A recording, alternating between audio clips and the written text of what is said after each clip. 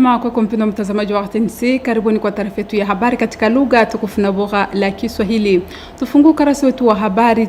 tukumbusha kwamba Rais wa Jamhuri Felix Antoine Tshisekedi Tshilombo huyu basi alikuwa ziarani nchini Marekani. Wakati alikuwa ziarani nchini Marekani, Rais wa Jamhuri Felix Antoine Tshisekedi Tshilombo aliweza kabisa kushiriki kikao ambacho kilikutanisha watega uchumi wa nchi ya Marekani. Waliweza kuzungumzia kuhusu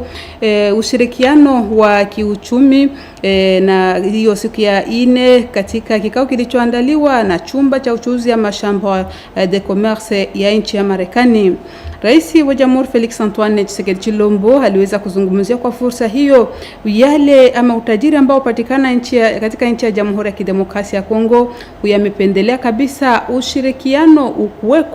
ushirikiano wa kiuchumi kuweko kati ya watega uchumi wa nchi ya Marekani na nchi ya Jamhuri ya Kidemokrasia ya Kongo. Watega uchumi hao wa nchi ya Marekani wamekuja wenyewe kabisa kumsikiliza Rais wa Jamhuri Felix Antoine Tshisekedi Tshilombo akiweza kuzungumzia mengi kuhusu yale bahati ambayo nchi ya Jamhuri ya Kidemokrasia ya Kongo inawapa wawekezaji toka nchi za kigeni, huku akiwajulisha kuhusu madini na utajiri wote ule ambao unapatikana nchini Jamhuri ya Kidemokrasia ya Kongo. Aliweza pia kuwazungumzia kuhusu ushirikiano kati ya nchi ya Kongo na nchi ya Marekani. Tujelekeze nchini Kongo Brazzaville, tujulisha kwamba rais wa nchi ya Kongo Brazzaville Bwana Denis Sassou Nguesso huyu basi aliweza kufungua rasmi kikao cha maonesho ya mazao ya shamba ambao ni kikao cha 7 ambacho kiliandaliwa katika mji wa Brazzaville. Rais wa nchi ya Kongo Brazzaville Bwana Denis Sassou Nguesso aliweza kabisa kuzindua rasmi kikao hicho ambacho ni fursa ya kuweza kuonesha mazao ya shamba ya nchi ya Kongo Brazzaville. Sherehe iliweza kuwashirikisha mabalozi wengi na wakilishi toka balozi mbalimbali za nchi hiyo. Kikao kiliweza kuandaliwa hapo pa Bambu katika departement ya Juu Leoni na kuweza kuwashirikisha watu wengi ambao waliweza kuzungumzia mengi kuhusu sekta ya mlimo katika nchi hiyo ya Kongo Brazzaville. Tuzungumzie kuhusu madini katika taarifa yetu ya habari. Tusemea kwamba waziri wa madini Bwana Louis Watum Kabamba huyu basi aliweza kushiriki leo siku ya Mungu tarehe 8 Februari katika kikao cha kitwacho Mining Indaba ambacho kiliweza kuzungumzia mengi kuhusu sekta ya madini. Kwa fursa hiyo waziri wa madini Bwana Louis Watum aliweza kuzungumzia mengi kuhusu utajiri ambao wapatikana nchini Jamhuri ya Kidemokrasia ya Kongo na kuweza kuzungumzia hata bahati ya kuweza kuegeza katika sekta ya madini nchini Jamhuri ya Kidemokrasia ya Kongo. Kwa fursa hiyo aliweza kualika watega uchumi, wale wafanya biashara na wale wanaohusika kabisa katika sekta hiyo ya madini kuweza kabisa kuwekeza nchini Jamhuri ya Kidemokrasia ya Kongo katika sekta madini, huku akijulisha kwamba hali hiyo itaweza kuchangia kwa maendeleo ya nchi ya Jamhuri ya Kidemokrasia ya Kongo na itaweza pia kuwapa bahati sawa. Ameweza pia kutoa mwito kwa watega uchumi kabisa kuweza kuwekeza nchini Jamhuri ya Kidemokrasia ya Kongo katika sekta hiyo ya madini ambayo ni sekta ambayo yachangia kwa maendeleo ya nchi ya Jamhuri ya Kidemokrasia ya Kongo. Tuzungumzie kuhusu mambo mengine katika taarifa yetu ya habari tukisema ya kwamba balozi wa nchi ya Jamhuri ya Kidemokrasia ya Kongo nchini Botswana huyu basi aliweza kukutana na wanadiplomasia wa nchi hiyo ili kuweza kuzungumzia mengi kuhusu hali ya usalama mashariki mwa Jamhuri ya Kidemokrasia ya Kongo. Fateni mengi katika ripoti hii. Kwenyewe Rais wa Kongo Tshisekedi Tshilombo alitutuma hapa kama balozi.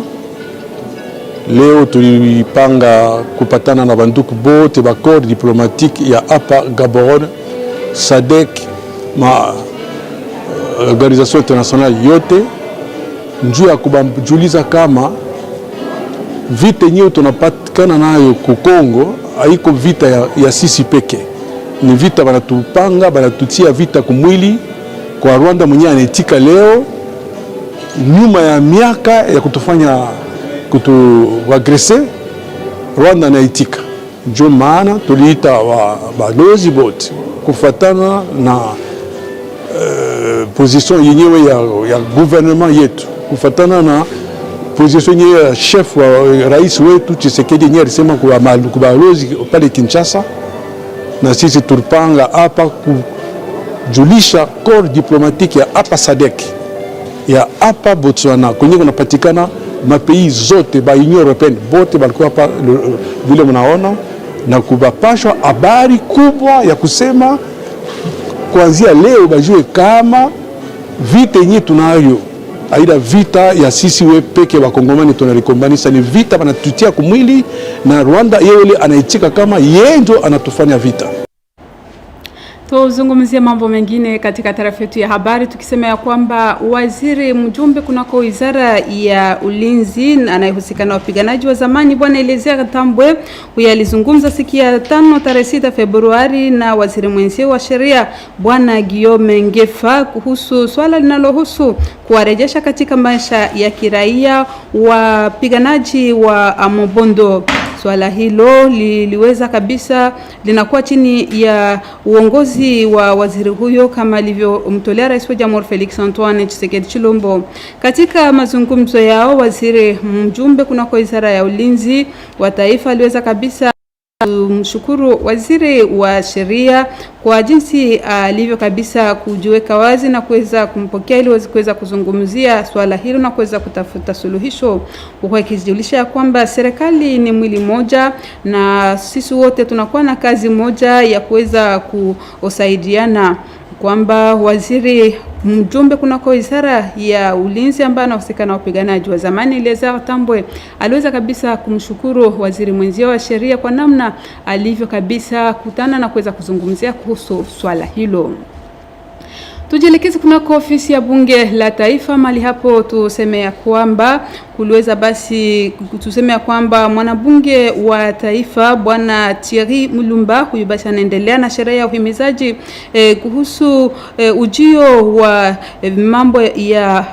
mambo ambayo inaelekea viwanda nchini Jamhuri ya Kidemokrasia ya Kongo, hasa viwanda ambavyo vinahusika na madini. Ni kwamba mwanabunge huyu wa taifa ambaye aliweza kabisa kuweka sheria ambayo inahusu namna ya kuweza kugeuza madini ambayo Jamhuri ya Kidemokrasia ya Kongo inakuwa nayo ili iweze kuchangia kwa maendeleo ya Jamhuri ya Kidemokrasia ya Kongo. Huyu basi anaendelea na uhimizaji kwa wanafunzi wa vyuo mbalimbali akiweza kuwajulisha kuhusu umuhimu wa madini hayo na yale ambayo kabisa yanaweza kupelekea kwa ajili ya maendeleo. Mwanabunge huyu wa taifa Thierry Mulumba alikuwa mbele ya wanafunzi wa hapo Kolwezi ili kuweza kuwazungumzia mengi kuhusu umuhimu wa madini hayo na utajiri ambao nchi ya Jamhuri ya Kidemokrasia ya Kongo inakuwa nayo kwa faida ya Wakongomani. Amealika kabisa wanafunzi kuweza kujihusisha na masuala hiyo ya madini ili nchi ya Jamhuri ya Kidemokrasia ya Kongo iwe na viwanda ambavyo vinaweza kabisa kugeuza mambo hayo ya madini. Tuzungumzie kuhusu mambo ya kilitiri katika taarifa yetu ya habari, tusemea kwamba wakaji wa mtaa wa Bandale hao basi wanakusudia kabisa kuweza kuweka mnara ama kuweza kuunda mnara wa mwimbaji Fally Ipupa. Hao wanasema ya kwamba wamekusudia hivyo kuna ya kwamba mwanamuziki huyo aliweza kuzaliwa katika mtaa wa Bandalungwa na kabisa anaendelea kabisa kuipa sifa mtaa wao. Ndio maana wamekusudia kuweza kujenga mnara huo muda wa siku 45 kwa ajili tu ya kuweza kumheshimu na kuweza kumtolea sifa mwanamuziki huyo ambaye kabisa anaendelea kuipa sifa nchi ya Jamhuri ya Kidemokrasia ya Kongo kwenye ngazi za kimataifa. Basi utafahamu ya kwamba kiongozi wa vijana wa mtaa huo wa Bandale ndiye basi amesema ya kwamba ni lazima wanotable viongozi na wote wa mtaa huo waweze kabisa kuzidisha juhudi ili kuweza kumpa sifa na kuweza kumheshimisha mwanamuziki huyo Mkongomani ambaye anaendelea kabisa kuhiti na kuweza kuipa sifa nchi ya Jamhuri ya Kidemokrasia ya Kongo kwenye ngazi za kimataifa. Tuzungumzie madibisho katika taarifa yetu ya habari tukisemea kwamba Bibi Brigitte Iyeli Bokako huyu basi aliweza kuendesha aliweza basi kuweza kutetea kitabu chake cha tezi ya doktora katika mkondo wa anthropologie kunako University kuu ya hapa mjini Kinshasa. Huyu basi aliweza kutetea kitabu chake chini ya mada mwanamke anaishi na ulemavu na wale kabisa ambao wanakuwa na maisha isiyoeleweka kama wanaoishi katika hali ya umasikini na hata wale wahanga wanaopeleka virusi vya ukimwi wa hapa mjini Kinshasa. Katika kitabu hicho anakuwa kabisa akizungumzia mengi kuhusu hali ambayo wanawake wanaoishi na ulemavu wanakuwa wakiishi nayo na wale kabisa ambao wanaishi katika hali ya umaskini. Bibi Brigitte Iyeli Bokako aliweza kutetea kitabu chake na kuweza kupata mention grande distinction kutokana na jinsi alivyoandika kitabu chake na kuweza kujitetea mbele ya walimu wakubwa kama vile Profesa Mungenga Kawanda, Ekala Bokoswa Boseko na Emina Beo Furia ambao kabisa waliweza kufurahia mada na jinsi mwanafunzi huyo alivyotetea kitabu hicho. Siasa katika taarifa yetu ya habari ni kwamba wanamimba wa Union Sacrée waliweza kabisa kusifu juhudi za Rais wa Jamhuri ya Kidemokrasia ya Kongo kwenye ngazi za kimataifa katika kutetea amani na uhuru wa nchi ya Jamhuri ya Kidemokrasia ya Kongo. Fateni mengi katika ripoti hii. Interfédéral adjointe wa Lualaba ya UDR. Impression yangu njuu ya journée ya leo inakuya ni na marke. Tunafurahi sana. Tunashukuru tena President national wetu Excellence Mwambai Dominique njuu ya tupachia tena ma responsabilité ya bo interfédéral adjoint. Tunamshukuru President wetu Son Excellence Président de la République Félix Antoine Tshisekedi Tshilombo njuu ya ma effort diplomatique yote anakuwa na mene njuu ya pe irudie kungambo yetu ya est na tunakuwa tunashimamia bukonvi yote buwaji yote ya bamama maviol kupande ya bamama ya batoto na bababa kungambo yetu ya est na tunalomba justice ifanike na irudie njuu bantu bote inchi yote iko musa. Tujelekeze katika mtaa wa Kasavubu, tusemea kwamba mtaa huo umeweza kupokea lampadaire kutoka kwa mbunge wa humo jimboni katika mji wa Kinshasa, Jerry Dikala Mayeje. Huyu basi ameweza kutoa lampadaire kwa wakazi wa mtaa wa Kasavubu ambao walikuwa siku zilizopita wahanga wa visa mbalimbali vya usalama mdogo ambavyo vilikuwa vikisababishwa na watoto ama vijana ambao wanaitwa wakuluna ambao kabisa walikuwa bahatika wakati za usiku kutokana tu na giza kuweza kuwashambulia watu na kuweza kabisa kuendesha visa vya usalama mdogo. Ni kwamba wakaaji wa Avni kama vile Gambela, Ethiopia, Bobama, Bosobolo, Lisala, Rebu, Eale, Gemena na watu wengine ambao walikuwa kabisa wahanga wa visa hivyo vya usalama mdogo wamemshukuru mbunge huyo Jerry Dikala kwa namna alivyowatolea lampadaire hizo ambazo zimeshimikwa katika avni mbalimbali kwa ajili ya kupambana dhidi ya usalama mdogo. Katika mtaa wa Kalamu tusemea kwamba kiongozi wa mtaa wa Kalamu huyu basi Charlie Luboya anaendelea kabisa na vikao vya uhimizaji akiweza kuamsha dhamiri za wakaji, akiweza kuwaomba kushiriki kazi za pamoja ili kabisa kuweza kuchangia kwa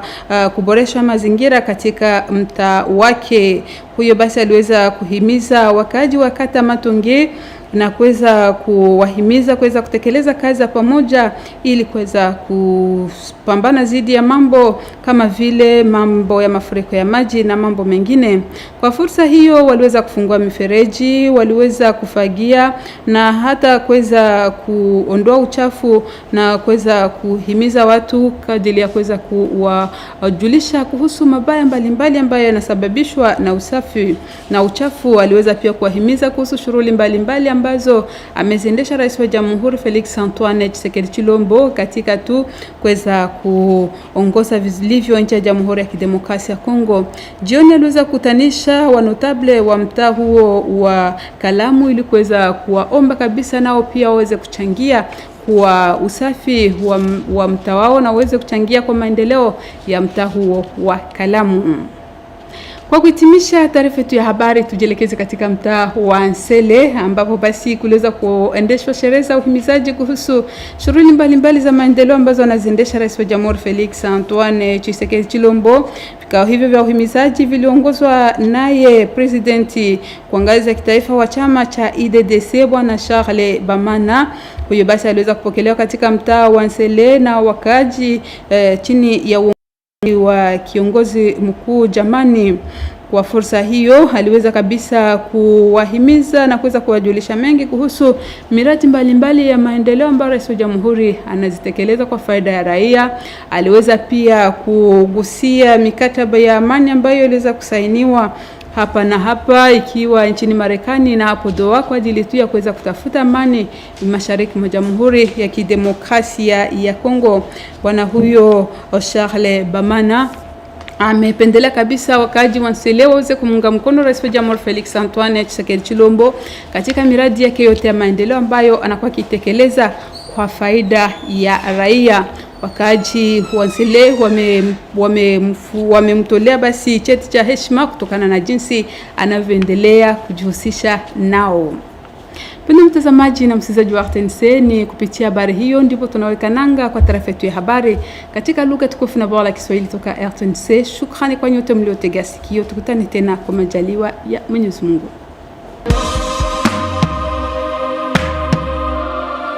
Tout de suite, info en Chiluba.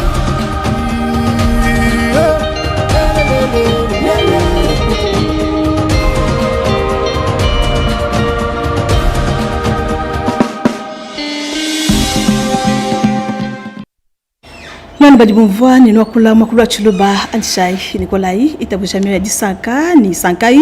bakuilonda katataka itumanonglela mu makulu wa Chiluba tuitwa ajiji beja kumpala bakulu mashobo ase mu londilo wa mujumu matunga masanga mwana mwena Amerika fuma jitunga Kongo mgalata Felix Antoine Tshisekedi Tshilombo mu chimenga cha Washington muvumikala usanga ndibwa nushaka mani bwa sevu mu nguluka nkweu kudi bena kantu kubyanza ba matunga masanga mwana mwena Amerika badibikala basumpa kana mabumoso bwa seba mu matunga Kongo wa mgalata bakumono makwasa matanda ni kwate mujumu vangana ni bukalenga bajitunga hata Kongo wa mgalata mbevo jina jashaji va Felix Antoine Tshisekedi Tshilombo fuma jitunga Kongo wa mgalata kumpala kwa abu bakumono makuteleja majinga ni malomba ni bobonka ya bajini bwaseye yanka enda mukana mwenda amona makubumvuishi bamona mukalo tangila mabanji ajina ujitunga ja Kongo wa mgalata Felix Antoine Tshisekedi Tshilombo mona kubakula mei kulusekelu umikala mwakula uleje batoka bwasijitunga ja Kongo wa mgalata jijinga ni bantu ni makushintulo nkwe mabanja mwisho mabulo bano kwa peshedu ijilu kwa abulu kwa busaka kabiji ukumona kujuma kutwa mpanda mumyande mikala mishishilanga neji mikali tangila jitanta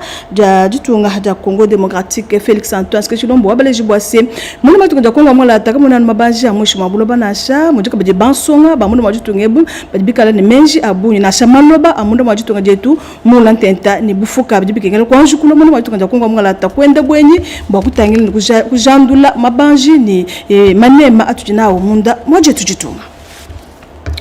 kusaka lotu nda Kongo wa Dinsambu Kongo Brazzaville tuyibo kwa mashabo asebijibo musango kumpala bujibunzu lo nkweu uchi salu chinene na imbo kutemba nkweu bintu bishilangane bya pamajimi na nkumuji na jamfu mudiki wajitungeji da Kongo Brazzaville mkalenga Deni Sasso Ngeso pamone ba tuita ba pamone ba minyampala ba matunga machishilangane ba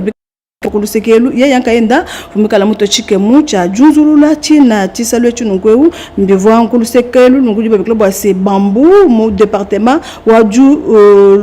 leori kibuvikala basanga dibwa mokumono makunzulula china tisalwe chi chikala makutemba bintu bishishilanga bya pamajimi bujibikaka bumudi nteta bumudi nkunda bintu bishishilanga ne bijiba jima pamajimi byomba ni bikwa bikala bileje ngubitemba kulusekelu lwajitunga ja Kongo Brazzaville na nkonti salu chichunzulu kamja mafuku watanu ni bali nguto ni mafuku 15 atijimwechi cha binu biji makumya biji ni chisambo Lumu kwa buba na mwana Kongo chaque manya boise mena jumuka tutangisa bambulu cha mabanji a mwisho mabuloba yeye kimkalenga lui watu kabamba ja lumingu ja shajipanyi mbeju mkala mubwela mumpilu munene na yi mkalusanga bamena bamatunga amuko mfika juko ba nanga bajibikala bomekela myanda mabanji a mwisho mabuloba babikala boise investing in Africa mining indaba bafabikala basangi de bokulu sekelu chena bol cha mbose tutana ibonso matunga amuko mfika juko ba boko son solo na myanya bikali tangila bungenda mushinga niko grand tema ya bena kantu kubyanza ntena bwali tufika chiba sanga na kukurusekelu bafika baba kula meyi kujumuka lenga lui watu wajitonga da Kongo beto bankambwa bokumu makuleja mani mabanji ajina wajitonga da Kongo amngala tabanga banga ne kwa kwila indondo mito akurusekelu amatunga masanga mwana mwene America de bena kurusekelu mumyanya mikali tangila mabanji amushi mwabulobo wakujiba projet mishishilangane imikala itangila mabanji munda mwaje tujutunga ni yeye wale chibwase jumva ngana mnyanya mikali tangila mabanji ngajiji tamba kushinda mena mumikenje jikeno bwase bitu byonso bijibi mwana wakupeta kantu eku kabina bikengala no bwase chitu bachimwepela chimona wakupeta kantu nasha nankulu yu watu vumikala mubuvija mubuli buchama mushundu kai ujuma kwenzela mabanji amba wajitunga ta Kongo Democratic. Lumu kwa bawotu nshaka mwenye bwase fanyi mapamano kumusungula bunguji mulopo mubunye jisu wikala makule Jean Paul wajitunga ja Kongo mulata mujitunga ja Botswana nshaka mwenye bwase mkalenga Patrick Mutombo mkala musanga binenda ba milopo bajibikala bale Jean Paul ya matunga bu mukuluseka wajitunga ja Botswana muchimenga cha Kinshasa bakwa kulona bamyanda mishishilangane tulonda bajibatunga chikolo cha RTNC. Iyo lelo wanda ya turubala mabe ku Gaborone muditunga ya Gaborone ku Botswana ku dimfumo adutunga mututuma wa ku les gens pala wa ditunga ditunga ya Kongo noen kayeno mama nyani ku mpala bambatu lui chanvita ku di Rwanda uvu villa wambani yeke na mumanya bwalu ba M23 abuto kadi lelo Rwanda mura kuitaba nous reconnaître ni ye kudu dirigé ba M23 moni bit shalampindu hato kani ka kuvu bwa conflit muto etuto mbaluishi mbafuma mutanchu mbala ko instrumentaliser bala ku kunyanga kacha ditunga kibaluka ilelo ngambini we don't chwani ku de meya mfumo ditunga tsekedi chilombo turbanga ta mahanga nika kampana bwa kuleja balunda betu ba collègue betu ba moabe mu Gaborone mu Botswana tu ba ko nja moabe ba ambassadeur bena sadek bons kubambira hatuka chirwalu chidi ma hinga ndika mfumu bale kubaleja pato kandi Rwanda kudu hanyima ha M23 muri Rwanda yenka yenda muita Lumu kwa bana mwana Kongo nshaka mwenye bwase Eliezer Ntambo Mposhi hujumekala mena pabuipi ni mena bambalu cha myanda ya bilulu mwana mwajitonda Kongo amngala tani yeye momekela myanda ya bashikumbata vumekala mwi kutwilangana nunkweu ni mena jumtana myanda ya bundombulola mkalenga Guillaume Ngefa mbokumu mwakumpeshelo wa polo lwa miji mutu bana ya kudifu mwajitonda Kongo amngala ta mbokumu wana mwakuyikila nikupete kwa kule myanda ya bupo njitalala fachilu mjikala chitangila bantongoja mubondo bafika batasha bantu ankwao vumikala mufilelo wa polo uleje bwase bionso bitakana biakane kadindimulo bwase wewa ontentekela chanza bwase mijumu yosu njinkwata imona makuye kumpala umpesha imwanyenyi ikala makwambulisha baotetu kumona makwata mujumu chanza muchaza uleje bwase bukalenga bwajutunga da Kongo amwala ta mujubu mubiju wa muntu ujini bijimba ujini byanza ujini mesu na kubionso bikenda bwase byambulisha ngana bwase mubiji kana bukolo bwa mubiji kibwaluka njumulo bwase ungambulisha umpesha mibelu mbase mwana makwata mujumu wanyi byakane walubase wo ujumu kulumpa cyane makala kwata mujumu kulane banasha muchikondo cyose bikana ngala ho bwifi base kupesha lwa polo na kuvikala bisankisha bikole bisambe mukalenge Guillaume Ngefa mukala mwele taskita amazantenta wa mushindu mukala umwendela bwenyi Lumu kwa bawotu nshaka mwenye bwase jumkala wenda mu université mishashilangane ya mwana mwajitonga ja Kongo wa mngalata mbo kusonsola balongi rege bitangila Luigi Veshi mushinduka juma kushintulu na mabanja mushi mabuloba nikwa peshe Luigi lukwa panyi pamana kwenda mya mishashilangane kumye katataka kuseka lwa Kolwezi ya mtu province wa Lualaba nanga mutu lasa tujiba bikla bwase Nicole kwa kanu kwevu mkalenga tupita munafanka Cherry mulumba mpandangila vumikala mutuilangana ni balongi bakulusekelu nuko bakugila nabo kwa mukenji ujibe bikala bwase mukenji wa mpandangila mukenji mukalutangila dishintula ja Luigi lwa mabanji amushi mwa buloba vumikala muleje kumpala kwa bachu pita munafanka muja mafuko makumya bijini chitemba ngondo wajikumi chijimu chishala cha binu bijima kumya bijini chitano kibaluka mkalenga cheri mulumba udimkala wenda mu universite yonso mwakusonsolola liko kantema ya bana balongi mwakubaleje bwase tutunga kongwa mungalata nditunga dikala ni mabanji mu ulantenta dubikengela bwase tutunga yetu tumona mushindu kai udima kushintula Luigi lwa mabanja fashisha tumona makuapana ni mushinga wa buni ni bimona makufikisha kupesha ditunga kongwa mungalata mfalanga ya buni idima kuambulisha bwa tumona makutante kuya kumpala bani mana kujikisha viko eshe diplome ja lumu balubwase ujo kwata mujumu mwakane wa diko kantema ya bana balongi mu universite mshishilangana ya muno mwajitu Nashaka mwenye bwa sembeze lufingu elu nukweu lujini bula bwa mete lamfika kuisatu ni bisu nsukile makumi atanu mujina jakangi mbaka jilambu kajitunga jakongwa mngalata fali ipupa ujibu binenda babikila bwa se egle na kwa u luine lufingu elu nukweu nweze mulunga elu patula kujimukalenga friki elu sala ujimukalenga patula lunga nyelu kumpala kabaka mulaka ambani bafundi babikanda kanda babikala bayikila nabo wale jibwa se luine lufingu elu nibikala bakuteka nukweu kuluseka lwa quartier bandal makelele mbwalu bwase mwaba utobalelela fali ipupa na kumuja kulo jenda ye wale jibwase enfalanga ikala makwambulisha bakumunu makujala mijo dune lupingwelu bajiba ipete kujaba nuko tibikala bananga misambu yenda bamutu ampanda myaba mishishilanga ne babikala bamwele imonkonko kujibaka mona kamba bumudi mamilela yafa pamoni baka mona kamba kwa babikala basanje bukulusekelu babikala bamukonko lankonko bwase lungenyelu mulu pete penyi bakumunu makwenzo lufingu lwa mshindwe wale jibwase muna matuku makumia nani atanu chanana nikala bakushikisha mujimu walufingwelu ni ba notable bakulumpa bampese ni mabala bachipita munafanka balije babonso babandal bikala makutu kumwelesha chanza bwase lufingwelu ujumujina jafali ipopa bamona mwakulu jala mija mwaba mwaka na menemena walubwase yeya ujumikala utemba mpala wakomino wabwa bandalungwa Mnanda tulasa tutumbuka tuya mutulasa twa unikin bakuni mashabu asevu mikala mwakwila tezi wende peshe mukanda wenda wa njikijulu bakumwana mwakupeta diplome jakulu menemena babiklo base tezi wa doctorat yeya ki mamu Brigitte Iyeli Bokako jumikala mwakula chena bwalshu chambabu ase mamu mikala mulemenda mikala kabinistama javeya sida mushunduka yuba mbulo bujitu bwenda bujuma kwa mbulo bujitu bwenda na kwa mikala mwakulu kwa kumpala kwa balengeshi banena babikunda bumuji professeur Mungenga professeur Kawanda professeur Ekala ni bonso vikala batwilanga na kulusekelu vumikala mwakula mumvije menemena ngompala kwa bisumbusumu bya bamamu kuvoka bibene société civile kwa yimikala mwakula pa mukanda wende mwakupete nunkweu chikanda kenda chenda chanjikijilu chijibe kula bwa setezi wa doctorat vumikala mwakula hanyima pa mana kwa kula bavikala bamuzanzika nunkweu bamupesha grande distinction walubwa se vumikala mudi sungulu ja mei onso avumikala mwakula kulusekelu ni bavikala mwakijela kujibalongesha babalubwa se vumikala mwenze grande distinction kumpala kwa balunda balele manyanga nabu vumikala mwenza mwanda wa disanka Bautu nshaka mwenye invita di Felix Antoine Chilombo luangana mundo mamatonga bunda bujumba bupole mundo matonga kongo amala tadis tamba kusangisha bikola bisu byonso bidi monsangeli wa bobo mbaji tonga peshi union sacrée de la nation ke baluka itusumbu chidibe globa c'est union des démocrates rénovée tidi ku bulombo dibwa mkalenga Dominique Mwambai badi bela kalumba ndi to skito amazan tenta ku Felix Antoine Chilombo to balonda badi mvuzo ko rocha RTNC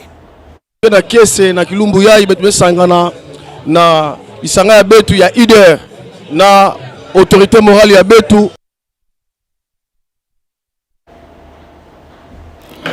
mumu kwa baba na Kongo kusaka la commune wa Kasavubu mu commune wa Kasavubu momo lumu lwa disanka bolo bwase panyi bakuluna batatisha bantu butuku ni munya babola bantu bisusumisha shilangane katataka bapechi tufya twanzembu tubekela base lampadaire mbatwele nko misesu mishishilangane imikale sangani bokulu sekelu msesu wa Gambela msesu wa Ethiopie msesu wa Bosobolo Lisala na cha Irebu eyale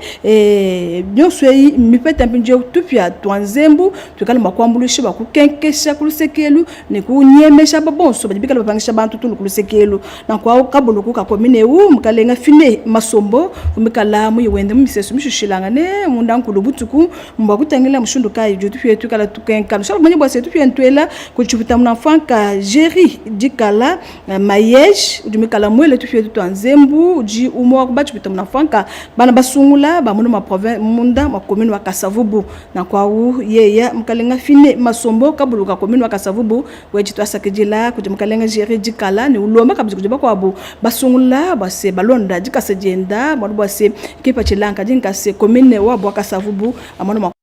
ni kuvala chilamba chifya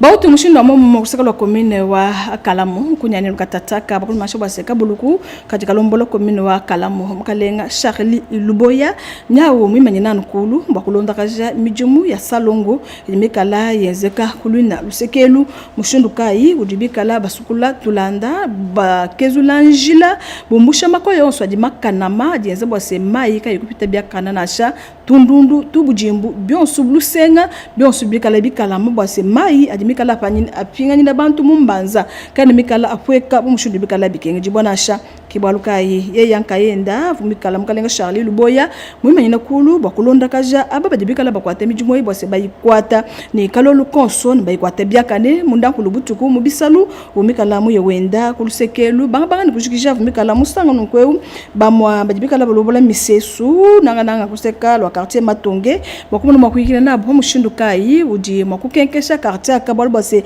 inkadika muka quartier kadika la kenda lumu munda mwa commune wende wa Kalamu bikena base quartier akanukweu kikala kakezuka kikala le mankenda balo base bantu babunye bajibu misoko ya babenda bala kwenda kana kulusekelu anumba kubanjila quartier Matonge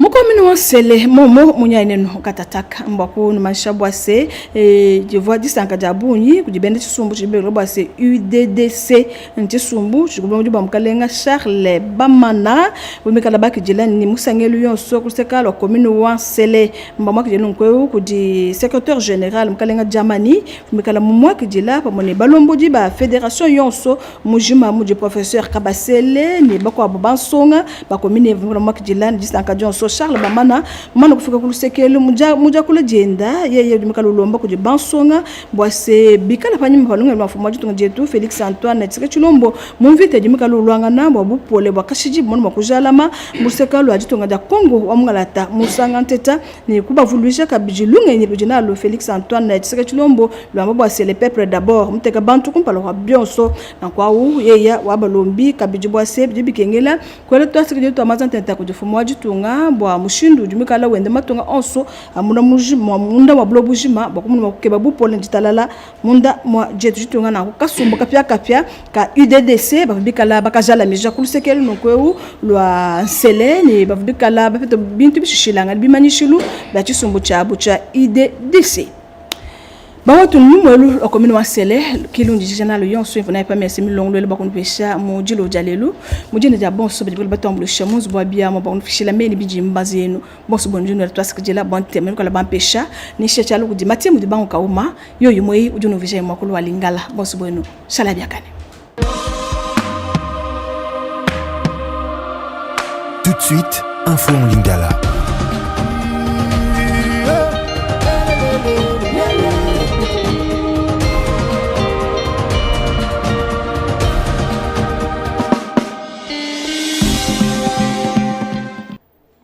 ezali esengo mpo ya ngai pokwa lelo kozala bino lisanga na tina bopesi bino sango biso bipai biso bino zwi libaku ya kolanda radio télévision nationale congolaise na kopesa bino mbote na nzela botombeli bino bolandi bolamu bwa sango eye memi ngai na bino tokamati mpepo kino kate ngumba Washington ngumba Washington kate kolo ya Amerika epapi mokonza mboka Felix Antoine Tshisekedi Tshilombo oele kwa mobembo moyemo mosala azwa kesiko kate bokuta ni bonene table ronde na li français epapi sangisa ki banganga maire baike penza ezala bai secteur privé pe susu misala mi aleta mingi na pesi maboko me matali nkita pe botomo misala mi ke masolo maselema ki kuna mokomamine mwaposo na chambre de commerce ya ekolo Amerika epai bazalaki baike penza bato bazana misolo mike pona tina kotombo ya misala ya bango au République démocratique du Congo na litomba ezala RDC ezala ekolo Amerika bikuke polele penza wakati ya masolo manene mai maselema ki mokonza mboka Félix Antoine Tshisekedi Tshilombo azanga te kotalisa litomba ya RDC na bobembani bwandenge na ndenge boza kotia maboko kati ekolo ya Amerika kobanda bongo ezala mambi matai mabanga matalo pe mike miesenge komema na nzela na mbongwana pona tina na yango bongo kotala pe bobemba no kata bikolo bebi bale ezala RDC ezala pe ekolo ya Amerika na bondeko basolo kata misala mike suki wana te mokonza mboka tali sete RDC ezali kaka na mabanga talote ezala bilenge bazali bokasi okati ya ekolo mabele ma RDC mazali mabele mampela ma makoko bimisa penza milona lolenge sengeli pona nite ezala duka ya inga ya RDC ezali yoko moneno kati ya molongo mbere bato bazana misolo mike bakoki koya iyo okati ya République démocratique du Congo kosa misami ya bango lolenge esengeli moninga waye mo kambiokolo Congo Brazzaville Denis Sassou Nguesso ye wana kambaki molulu mabofungoli foire ya yambo babengi yango foire agricole tolanda maso lolenge marekaki na engumba Brazzaville nga kubona donc Pascal Ngalibo nazali manager ya village Matapaka na Zefili Mbele mbona Moukelanelo, il y a lancement officiel, il y a grande foire agricole, il y a le Congo Brazzaville. Au Congo, la foire de Congo Brazzaville,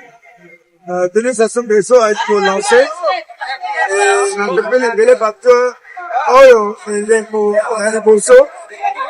ils sont le col à village de la Chapanga, à Louis Bisobé, Oyaka, tout Sangana, Awana Bango. Tony na centre ya valorisation national des produits forestiers.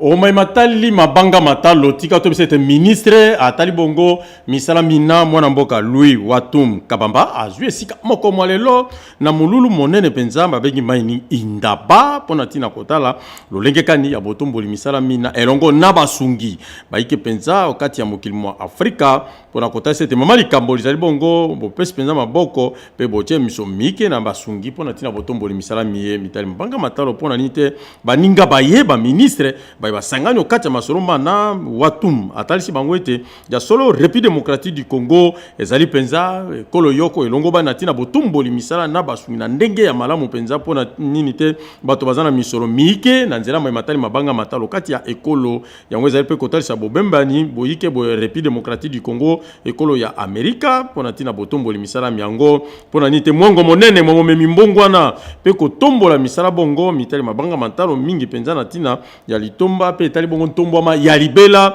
okati ya ekolo tembete Louis Watum yazali ministre atali mabanga matalo kati ekolo Congo démocratique apesa kindimbola na likamboloko na loko ezala nzela enene obaze ko benga corridor ya lobito na litomba yango penza pona tina botomboli misala talaka masolo manene mai mafungwami na litomba ete RDC bikuke bizali penza polele pona tina botomboli misala ya ndenge na ndenge nzoka mai matali boka na bikobe papaya na bolubolien toma ya RDC okati ekolo ya Botswana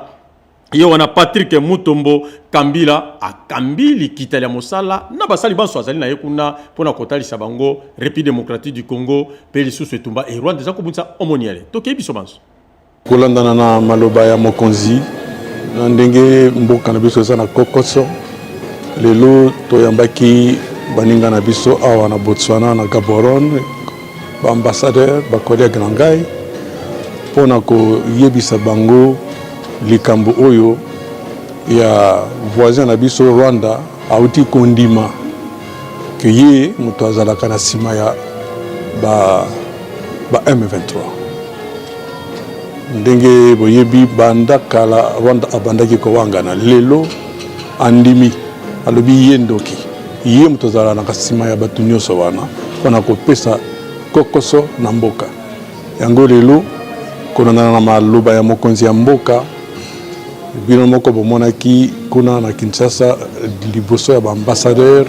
ya na tango ya échange ya baveux na ye alobaki polele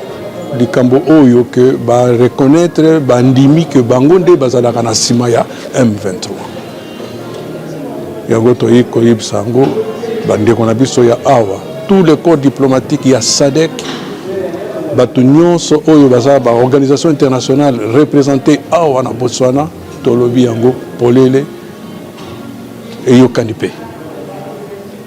Merci. Malembe li sitwale ya bae tozo kobenga mobondo mosenye kosila oetando ya bandundu mukumba moye Eliezer Tambwe Mposhi azali kosala azali ministre délégué atali babundi bakala na simalango ye wana ayamba maki epai na ministre d'état atali misala ya bosembo okati kolo Guillaume Ngefa pona kotalisa ye lolenge kani etinga e ya mokonza mboka Félix Antoine Tshisekedi Tshilombo pona kosilisa likambo etali mobondo azali kotambola pe kosalela yango masomana pe mazaki yoko nzilete kozwa ntoli epai na ministre d'état ata misala ya bosembo kuyikisa boyebi pamba te mbula matari ya ministre mokonzi mama Jite Sumino atuluka ezali bongo lokwa équipe te moto na moto azali wana kosa mosala elongo po ete ntombo masolo montsama na litomba bana ekolo Congo démocratique lolenge ba imbula matari banso baze kota musa misala ongambo ya ministre d'état tali bosembo Guillaume Ngefa sangete kotalisa bo lingo boye pe bo moko na sima ya makambo mai manso Eliezer Tambwe Mposhi azali kosala pe ongambo ya ministre délégué ya défense andimi pe atalisi iyo na masolo mabango elembo abotalisi ete okati ya mbula matari eye babale ba imbula matari baze kosa mosala elongo likambo bosilisi molunge mwa ba mobondo mona otando ya bandundu mozana litomba linepo ete kimia engela babota bika na olenge ya malamu mambi matali mabanga atalo eza motuya okati ekolo abiso esengeli bambota mabayeba eza na bitelo bya likolo eza na ba université ndenge yeme azali kotambola pona tina kotalisa likambo yango ezali nani ezali mokembe koto keimo mbango wana pona likambo litali ete bana ya bandalungwa lisanga komanyola makaniso kati ya bango pona kota lolenge ya bosali monima pona tina alanga nzembo monene otoza kobenga Fally Ipupa nzoka makanisi mana mazali penza kouta na kati ya lisanga ya bana ya bandalungwa mingi kuna na bankumu bazali kuna pe bango banso bazaki lisanga pona kotana na bandalungwa makelele epai wapi ye Fally Ipupa abotama esenge bon sika kosala penza monima oyo pona tina na emo mobandisi alikansili na friki lusala ye wana zaki longo na bakumu ya bandalungwa pona kotalisa bango likansili nzenga mikolo mipesa mitukumine na mitano mbele maso makoyo kosalema pona tina na yango ya zali yoko pe mokambi ya bilenge bazwa mikuna pona kotalisa ete bankumu ya komini ya bandalungwa mingi bandal makelele bango baso likansisi lyoko pona tina kotombola penza alanga nzembo Fally Ipupa kopesa penza sika ye na kosele monument monene kuna na bandal makelele sangwe susu ya bopesi bino ezali bongo sangwe tali bongo misala mi abakeli mibeko pona kotalisa ete likambo litali mabanga matalo mazana tina ete ba congolais banso basosola baye bayango na molai na bozindo na yango lolenge yeme mokeli mibeko Thierry Mulumba Mpandanjila azali kotambola bipai na epai kokutana na bilenge ba université ndike pona kotalisa bango soki ezali bongo to ba ete uto mobu oti koleka akotisa ki okati ya bilo bakeli mibeko mwango mobeko motali matali mabanga matalo ezaki omyatuku ba na libwa sanza zo mobu kote ba itu ba na itano mposa ye ezali ete bilenge bai batina nango wana tozomi na université na ngumba kolwezi na Unicole epai wapi Thierry Mulumba Mpandanjila azali kososo lisa babotama to bayekoli bakelasi ya likolo penza ya université kolandema mambi matali bongo code minier yekola biso Congo démocratique pe komema mbongwana lolenge zali maso penza likansili nzenga mokonza mboka Félix Antoine Tshisekedi Tshilombo pona nini pamba te République démocratique du Congo ezali ekolo ya misato na molongo yekosala bongo cuivre pe ekolo ya yambo na mematali cobalt kasi bayekoli babotama basenge koyeba tina na yango petina koluka komema mbongwana ekosala ete ezala nkita yekolo ezwa ntombwama na yango talaka tina mwana mboka Thierry Mulumba za kopema te ye wana azali kotambola penza bipai na bipai pona kososolisa bilenge tozali bena makamatali kelasi ya bilenge mama Brigitte Iyeli Bokako ye penza molakisi monene atalisi maele na thèse ya doctorat pe azwi bilembo kuna grande distinction pona kotalisa mwasi neleme liboso bokono bwa sida okati mokonzi Kinshasa boleibwa sango bilili na kamera ya Safibati lelo zali mokolo na défendre na soutenir thèse nanga etalaki bamama oyo bazali na handicap ndenge nini bazali komitika mpona bokono ya sida bazali kozwa barisque mpona bokono ya sida enyonso wana ezali parce que société todéveloppe bareprésentation sociale oyo ezali konyokola bango oyo ezali kofaire souffrir bango na mitema ntango nyonso kolelalela pasipasi bazoloba na biso boye tokoki kose développe te tokoki kobota te toza mayele te ata makolo na biso ekufi mitu na biso esalaka te message monene bamama wana bapesi mitu na biso esalaka yango wana nalobaki batu tozali kokomisa bango handicapé parce que na eta oyo bazali motu na moto akokosala mosala oyo ekokani na eta na ye topesa bango opportunité ndenge basengi to freiner bango te to détruire bango te to briser bango te to contribuer na développement na bango. Politique à mon konjamboka Félix Antoine Tshisekedi Tshilombo na libande ekolo to bengi diplomatie na li français ezeko bota mbuma tembete ba eli ngomba ba bengi union des démocrates rénovés obokambemi bwa Dominique Mwambai ba pesi matondi tolanda bolai bwa sambo topesi matondo mingi na président na biso Félix Antoine Tshisekedi Tshilombo chef de l'État pour na ba effort nyonso ba stratégie nyonso politique diplomatique azozwa pour na intégrité nationale na biso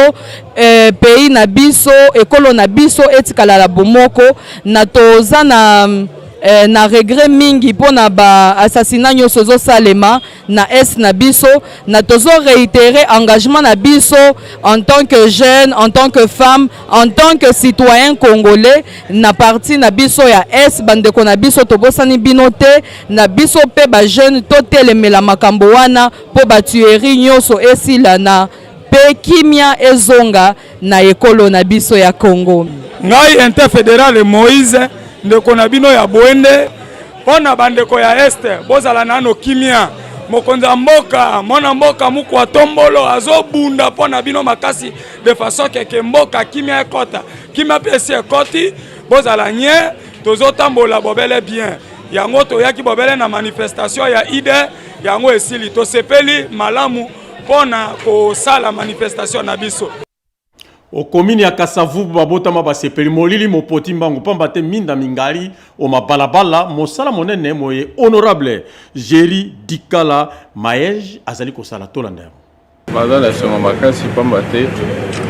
la initiative m'a bien, ils allaient louable. Molili et bien d'avoir en sécurité et ça fait partie de la principale mission à Bissau, notamment la salubrité et puis la sécurité. Alors pour moi, l'honorable juridical, Azali, député national Yafuna, pour lancer l'initiative, en tout cas, Azali Malamouing et nous encourageons. Et à encore, Asala toujours, Denga Sala toujours, et le monde a équipe d'ailleurs va fourmi, Pambate, Azamuto Azala toujours la base. Alors, Baloba, nous s'appuyons encore et sur la Gelomite. Alors, nous sommes là pour le développement, non seulement à Kassavou, mais aussi il y a Funa et Bisso, Bana Yakin. Nous sommes vraiment très contents et nous pensons que le Soukarate et puis le KNDP de place Moussous. Bongo na commune ya Kalamu. Mokambia commune yewana Charlie Luboya alobiete bosoto beaucoup mais surtout kacha commune ya yepambateli kambolitali salongo elengia mosala a telemeli yango penza poso nyonso esengeli kosala kokita mabalabala pona tina kolongola bosoto biloko biketo ke na quartier Matonge e pai wapi bakomaki na balabala njike mingi penza kuna na quartier e ba petolaki mingololo po ete mai mampela maleka na ndenge ya malamu penza ba komboli balabala pe bisika bike biye bosoto bozalaki balongoli pona kotali sete moto ko bika na bosoto esika yoko te esengeli penza bo peto bozala pona kolongola bokono boyike boyaka na nzela bosoto pe bozindi bo bato elembo la botali sete po ya ye esengeli bongo botosa bo salongo e bosale mapenza na tina babota mabanso ba komini ya Kalamu po ete masoma kende bosomi komizali koya yolo akokoma kuna pe na simanango bileko bya mpoko ye wana kambaki molulu na bayi misala mi aleta okacha komini ya Kalamu Charlie Luboya azanga te kotalisa bayi quartier Matonge lolenge Kola na bomoko pe kotala lolenge kani bokengi bosengeli kozala pona kotombola misala miemeze kosala tasi bokasi boso mokonza mboka Félix Antoine Tshisekedi Tshilombo ase kosala pona kimia monyele mwa République démocratique du Congo pe kola biso Congo démocratique se ekende oboso abendi mabanzo ya moko na moko lisanga pona mematali ezala bokengi ezala bopeto na bana ya kalamu ntsele tikali simate epai wapi bandi mibalisanga IDDC ya mwana mboka Charlie Bamana bayambaki iyo lokwa Yesu Kristo kuna na Yerusaleme na bana ya komini ya Ntsele na CG Jamani nini malkambo pe misala miye mokonza boka zako sapona litomba ekolo biso tokeye espace est armée na biso ezobunda matin tongo midi poko ba institution président de la République azosala manso pour que Congo ezala uni président ake abemeli biso ba américain ba signer deal ya munene pour que les Américains ba biso ba mbongo ba argent frais biso Congo tozala ba minerai totonga banzela tozala ba aéroport tozala na ba drone tozala na ba biloko kilikili mais biloko nyonso nezo senga kimia. C'est pourquoi biso na UDDC tolingi tozala na ba institution stable ba pese biso lotiliki lelo gouvernement na biso bazo sala ce qu'on appelle port en eau profonde na banana. Et ça projet à Mounene. Ce projet wana isili biso nyonso tokomonda tokozoba misada tokozoba mbongo marchandise na biso ko banda koya biloko kita batalo. Aussi longtemps tozala ba institution stable te moyen to que ba élection et kozala te. Parce que biso to que ba élection te parti à est et ça la couper du reste de la population. Solo tokomi na suka kasi mbote anga na lipinga linene sungingai amurela ndo azali Francel Kongolo lina kanjinga pe Didier Diawa na pesi bino nyonso mbote bomo ebola mokate mabota mabino Victorine Kenge yaka kamata yenda pesa baninga sangokota ya Kikongo ngai na bino lobi moko moyambo mamposo.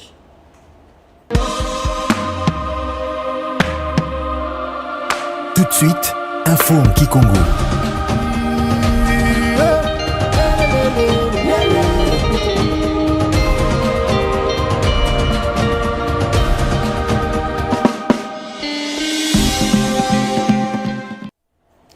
Kokile ya mbote na baina nyonso mibaka pela di baku somo kulanda bantu na beto na television ya peuple somo na beto ampanga lezo lo beto zule mingi penza na nsango mfumo yinti na salaka nzetulo na bilume kata kuluta na mbanza Washington beto ke na yinti ya Etats-Unis d'Amérique zabati mfumo yinti kwenda kabaka kifulu na lukutaka na nene ina talaka mambo ya kimvwa na salamaka na chambre ya commerce ya yinti ya Etats-Unis d'Amérique batu ya batu mikuva mbongo ya Etats-Unis d'Amérique kuisaka sama kuwa na yinwa ya ni musu mfumo yinti samuti bazaba bimvwa ya mutini motindo ina mfumo yinti ina Kongo Demokratiki na yao samuti ya pesa bao penza gizolo ya kwa sala bisalu au na yinti na beto na disikulo nandi mfumo yinti salaka ni lombaka penza na yinti ya Etats-Unis d'Amérique sadisa beto kuza vanda kompani na ke sadike ke banda kusukula mabanga ntalu na mukanda ya bangwizani yina tulamaka maboko na kati ya yinti na beto Kongo Demokratiki mpe na yinti ya Etats-Unis d'Amérique kena kupesa penza anzila asama na kusala sana kuza vanda ya ngolo na ntwala ya batu mekuvwa mbongo mingi ya yinti ya Etats-Unis d'Amérique mfumo yinti Félix Antoine Tshisekedi Tshilombo kuza kasikidisa mbote mbuda teleka RDC kele kaka na kimvwama ya yinti ntoto ve kasi RDC ke na kimvwama ya baleke kele na ntoto yina ke na vitamini mingi ya ke na courant maza mpe mfumo yinti lombaka na bawu kana yana kana bakwiza ana yinti na beto Kongo Demokratiki sama na kuza sala bisana bawu ya mutindo na mutindo na metala ntana kuluta na yinti ya Congo Brazzaville kuna abezabati mfumo ya yinti na nani ina ambota Denis Sassou Nguesso tadisaka nkindi sama na kuzibula foire to zandu ya ntete ina metadila penza bima ya bilanga ina kisalamaka na kati ya yinti ya Congo Brazzaville nkindi salamaka na mesu salamaka na bambu na département ya Ju Leoni ya salamaka na meso ya bantuma mutini mutindo mpe bambuta ya nkakankaka ministre na kutala mambo ya bilanga na kati ya yinti ina mbuta engombo kuzaka sikidisa mbote ti zandu to foire ina ke salama kubanda kilumbu ya tano tina kilumba 15 ya ngonda zole ya mvula betu kina yao ya kivonda dibaku sama na bana Kongo Demokratiki bakuiza mona na meso na bawu bima ya mutini mutindo ya bilanga ina ke salamaka na kati ya yinti ya Congo Brazzaville. na metala nsangu metadila mabanga ntalu bampangi benofana zabati ministre ke na kutala bisalu ina au na Kongo Demokratike mbutalui watum kabamba bakaka kifula lukutakano ya kilumba bubu yayi kilumba nana yango ndazole ilikutakano ina sangisa kaba ministre ikira kutala mama mabanga ntalu salamaka mingi penza na indaba ina kele penza ngu yafo yake na ngu ya jambo yayi penza mutindo kupesa mbongo sa mutindo bakata tombula bisalu ya mabanga pene ya bampangi nandi ministre watum kuzaka monisa Kongo Demokratike bonto inti ya nene to inti ya ngolo ina kele na kimvwama ya nene ya mabanga ntalu ya mutindo nenda kuiza asadisa batu kuiza sala bisana bao na mutindo mosi ya ambote yani kuiza katubila na ina metadila penza kuwakana ina tulamaka maboko na kati ya Kongo Demokratike mpeinti ya Etats-Unis d'Amérique na bansadisi ya nkaka na kati ya yinza kuwakana ina fana salama penza na polele pe na kimpwanza nyonso ministre watum monisa kadiaka ba udaka dibanza ya kutunga nzila ya masini ya lobito mpidaka kutunga kiambu ya banana ina kesangisa Océan Indien pe Océan Atlantique na metala nsango kuwakana nsango metala kuwakana na kata inti na beto mpena ba inti yankaka bampangi bizabati na manima penza kubaka kiti ya kisalu ntumwa ya inti ya Kongo Demokratike na inti ya Botswana Patrick Mutombo Kambila kuzaka sangisa batu nyonso ina kesalaka na kati ya ambassade ya Botswana samuna kuzabisa bao penza amba mambo kena kuluta na ndambo ya Est ya Kongo Demokratike mutindo politiki na kutambudila bilumbu ya na kata inti na beto zabati lukutakana na salamaka na Hotel Grand Palme na Gaborone samuna Patrick Mutombo Kigali ndekele yake na kupesaka lusadisu na bambeni ya AFC M23 samuna bakuza kwa misaka abana Kongo Demokratike zabati sasa kutakona na vwandaka jaka ya kuzabisa pole na komite international bazabati bamambo kina kuluta na ndambo ya Est ya inti na Abeton ministre deleke kina kutala mambo ya basoda ntama nandi na mbuteleze kentambo kwenda solo na mpangi nandi ya kila kutala mamba kusambisa batu nani ina mbuta Guillaume Engefa batu bilaka jambo kutala mutindo penza ba mobondo ndima luzo na ba mosi kukitisa minduki samna kulanda penza nzila ndemba mapa vedosi na yake le mfumo inti pesa kayandi za sala nyoso muti ngemba vutuka na ndamba kwa moto samuni baba bondo nyoso bakuza manisa mvimba na katela maswenda ba ministre délégué sepelaka mingi na mutindo penza ministre d'État na kutama mamba kusambisa batu kuzaka yambaya na mutindo mosi ya ambote na metala nsangu kina kuluta Assemblée nationale bampangi benza bati honorable Thierry Muluma ampandangila vwandaka na ntwala ya bana kalasi ya Nicole kalasi nene ya kolojisa na kutubila luzingu ya mbazi ya ba kompani ya mabanga ntalu na kati ya Kongo Demokratike zabati bana ya kalasi vwandaka penza mingi na kata kutakana na mpe honorable Thierry Gusaka zabisa ba upenza nsasa yina ndi kusaka sala di banza ya nsiku ina metala penza luzingo ya mbazi ya mabanga ntalu yani kutsaka yao na bilo ya Assemblée nationale honorable Gusaka zabisa ba udiaka atiteleka RDC kele na inti ya tatu na ina metala penza cuivre mpe inti ya ntete na metala penza cobalt na kati ya inza ya amfimba na metala nsometala ki kulu zabati bana bandalumbwa hamebaka lukano penza kusadila fali ipupa kitumba to monima mosi ina kivwanda na yinda ya bamete tatu na ndambo mpe kitumba yena fana simba mikro mpe kitumba yena bakekwiza tula yao na kifulu kena kukutana na baveni na kena kwenda na bandale makelele dibanza yena katukaka na friki lusala ya asbel bana bandale active yina kuzaka zabisa mutindu yani kuzaka baka penza dibanza yina mutindu nikele ntwadisi ya baleke ya quartier bandale makelele quartier yina monaka penza kubutuka ya fali ipupa Bidile kwenda na kalasa nene ya mbata Kinshasa bampangi zabati nkento na ya kuvanguka mpena kimbevu ya sida ina vandaka penza ngudi ya jambo ina mama Brigitte Iyeli Bokako tendulaka mbote na kata buku nandi ni sonikaka sama na kumanisa kalasa nandi mingi penza na département ya anthropologie ya faculté ya sciences sociales administratives pe politique ya kalasa nene ya mbata Kinshasa ni vandaka na ntwala bajiri ya babalongi ya nene kifwano su professeur Mungenga Kawando Ekala Bokoswa Boseka pe Emina ya salamaka na meso ya bantumwa ntumwa ya ministre kutala mambo ya kusadisa batu na imetala ntangu ya Union Sacrée de la Nation bati bambuta ya Union des Démocrates Rénovée ke na mani mapenza bangolo yina mfumo yiti na kusala asam na kuvutusa ngemba seleka na yenti na betu kilanda secrétaire général ya parti na kati ya Congo Central. Na kese na kilumbu yayi betu sangana na isanga ya betu ya IDER na autorité morale ya betu sangana betu nyonso na ba fédéral nyonso ya bisika nyonso IDER kele betu na kese mingi na kilumbu ya bubu betu sangana na famille betu Dominique Mwambai pe na chef de l'état betu na tout ba message sama na bato ya este nzambi sunga beno betu bika beno ve betu na sambila sama na beno tuka betu na kese mingi sama na président national Dominique Mwambai. En tout cas, betu na kese mingi sans oublier betu soutenir vraiment le chef de l'état na baction na yande surtout na victoire écrasante ya salaka na États-Unis dongolomisu boke kusaka awa sam na ko déranger population na betu ya este. En tout cas betu zabisa ben kuna na este ben vanda kimia déjà solution déjà yokele déjà ben mos ben même na mpira betu me kula ben na Uvira na mbangu vraiment ya kusaka na ve.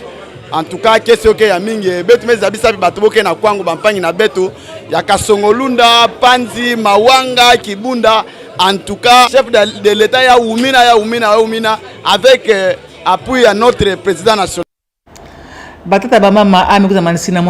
Ngobeto bongisla kabina nkoke kilumba bubu matondo mingi na kimvuka ne sadisaka beto yato disamaka na Francel Kongolo Didier Diawa Lina Kanjinga nzoka nde kamera ya voda maboko ya Mokelando Pemba Godeka Bundi bongisaka bansangu ya ibino bika na mbote tata mona kulanda manaka television ya Peuple.